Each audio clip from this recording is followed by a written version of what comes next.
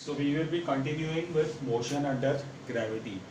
In last class, I derived some formula for the time period, and it was basically about the time period and the height. Okay.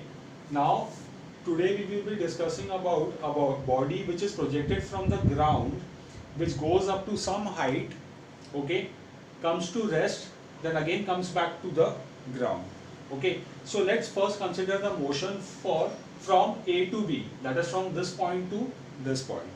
Okay, so a body is projected from point A, so it will go up with some velocity u. Okay, your initial velocity will be u. Now the body will reach some maximum height. Okay, the body will reach some maximum height. Let's say it reaches this point B, and then it will come to rest. Okay, momentarily it will come to rest. Okay, so what happens is at this point the final velocity will be 0. Okay, so your v will be equal to 0. Your final velocity v will be 0. Why? Because the body comes to rest over here. And what is the displacement? Nothing but plus h. Okay, why it is positive? Because final position is above this initial position. So let's first find the time period for this motion from A to B. Okay, so how do I find this time period? Okay, I have to find the time period for this motion. So I will use equation of motion. Okay, v is equal to u minus g t1. Okay, now as we know, v will be 0 at this point. So 0 equal to u minus g t1. So this is nothing but g t1 will be equal to u. So your t1 is what? U by g. Okay, for this motion from A to B, the time is u by g. This time is known as time of ascent. Okay, this time is known as time of ascent. Now let's find the expression for this displacement h. Again I will use equation of motion. Okay, which one? S equal to u t1 minus half g t1 square. Okay, the time period is what? T1 for this motion from A to B. Your time T1 is the time period for this motion. What is your displacement S? It is h. Your displacement S is nothing but this positive h. So I am taking that equal to u into what is T1? T1 is u by g. So I am putting it over here. So this is u by g, then minus half g. This will be u square by g square. Okay, why? Because time period is u by g. So time period का square will be again u square by g square. So what do we get? This is u square by g. U into u is u square upon g minus, what do we get here? This gets cancelled. So this is minus half u square by g. Okay, if we take the LCM, we are getting 2g. So what do we get over here? It is 2u square minus u square. Okay, so what is the expression for height? It is u square by 2g. This is the expression for the displacement h, or you can say this is the expression for the maximum height. This is your maximum height. So expression for that is u square upon 2g. So we derived two formulas. One is the time for this motion, that is from here to here, and I derived the expression for the maximum height, which is u square by 2g.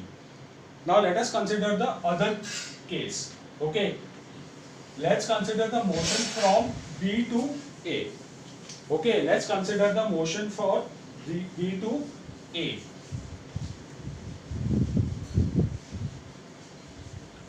Okay,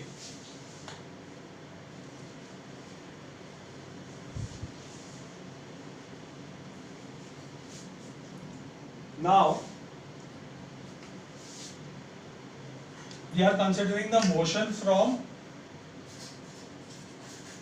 point B to point A. Okay, the body is coming from this point B to this point A on the ground. Okay, so we know that when a body is dropped or when a body is coming from some height to the ground, then the time period is given by T2 is equal to under root 2h by g.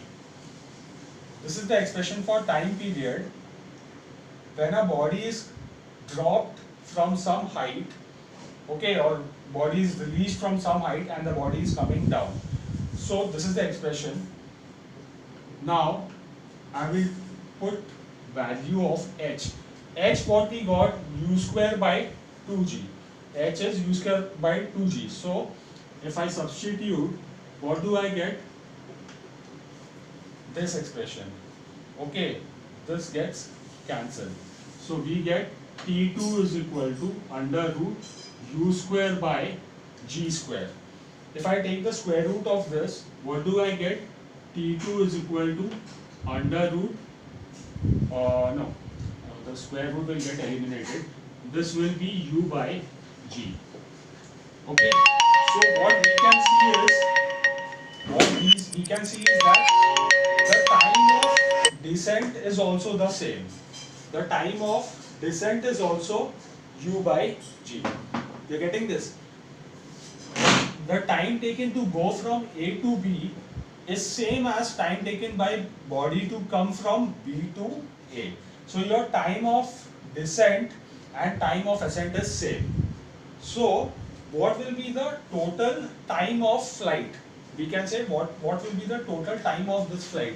So it is total time of flight. Total time of flight will be equal to T1 plus T2. What was T1? It was u by g. So this is u by g plus again T2 is also u by g. So what do we get? We get this. We get the time period as 2u by g. This is the expression for total time of flight. Time of flight means the time the amount of time it was there in the air, okay, or in the atmosphere. So this is the expression for time of flight. This is the total time taken to go from A to B and come back from B to A. Now, one more thing, what will be the displacement in this case? The body starts from A, it goes to B and comes back to A again. So your displacement will be 0. Why? Because initial and final position is same. So we will be continuing with more numericals based on motion under gravity in our next class.